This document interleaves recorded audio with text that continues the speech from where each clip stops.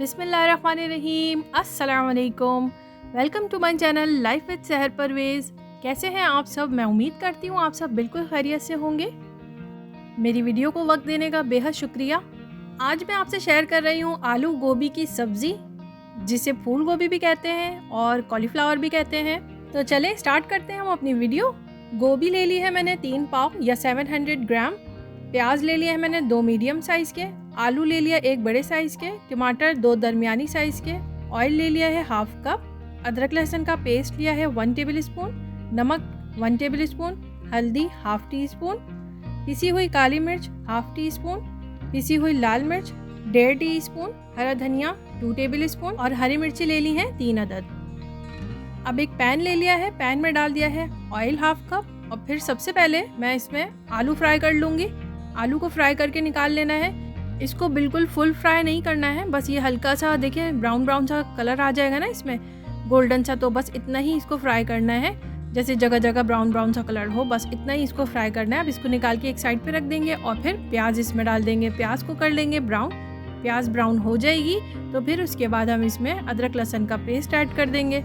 थोड़ी देर अदरक लहसुन को पका लेंगे ताकि इसका कच्चापन दूर हो जाए। और अब इसमें शामिल कर देंगे हम मसाले, हल्दी, पिसी हुई मिर्च, काली मिर्च और नमक शामिल कर देंगे।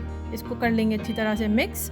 इसको मिक्स करने के बाद हम इसमें फूल गोभी ऐड कर देंगे और अब इसमें पानी ऐड करेंगे। पानी सिर्फ 1/4 कप जाएगा, वो भी सिर्फ इसलिए कि मसाला इसमें अच्छी तरह से मिक्स हो जाए। और अब पानी ऐड करने के बाद इसको अच्छी तरह से मिक्स कर लेंगे।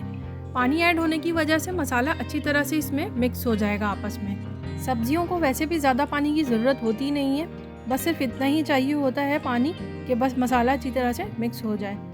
और बस इसको लिड लगा देंगे, मीडियम फ्लेम पर छोड़ देंगे 15 मिनट के लिए। देखें 15 मिनट हो गए हैं। 15 मिनट के बाद ये कुछ इस तरह से दिख रहा है। देखिए पानी खुश्क हो चुका है। अभी ये हाफ डन हुआ है, पूरी तरह नहीं पका है। तो अब मैं यहाँ पर टमाटर डाल दूँगी।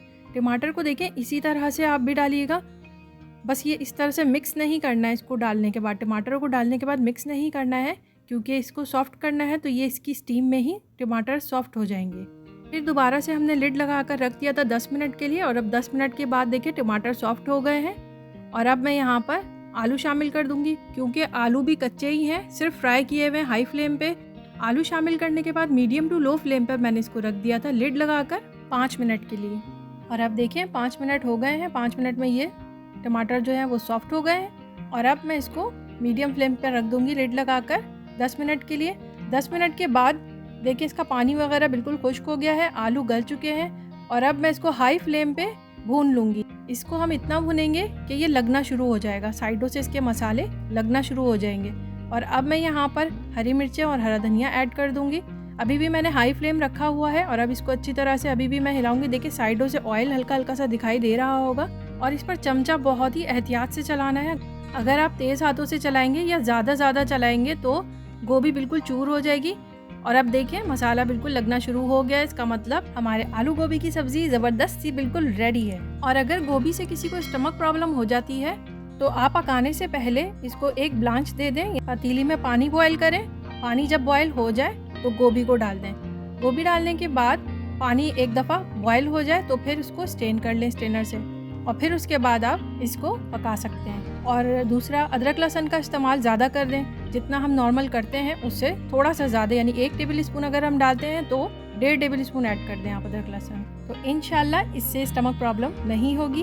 तो चलें दाल चावल बनाते हैं और फिर सब्ज़ी इंजॉय करते हैं। जिन लोगों को रोटी के साथ पसंद है तो वो रोटी के साथ खा सकते हैं।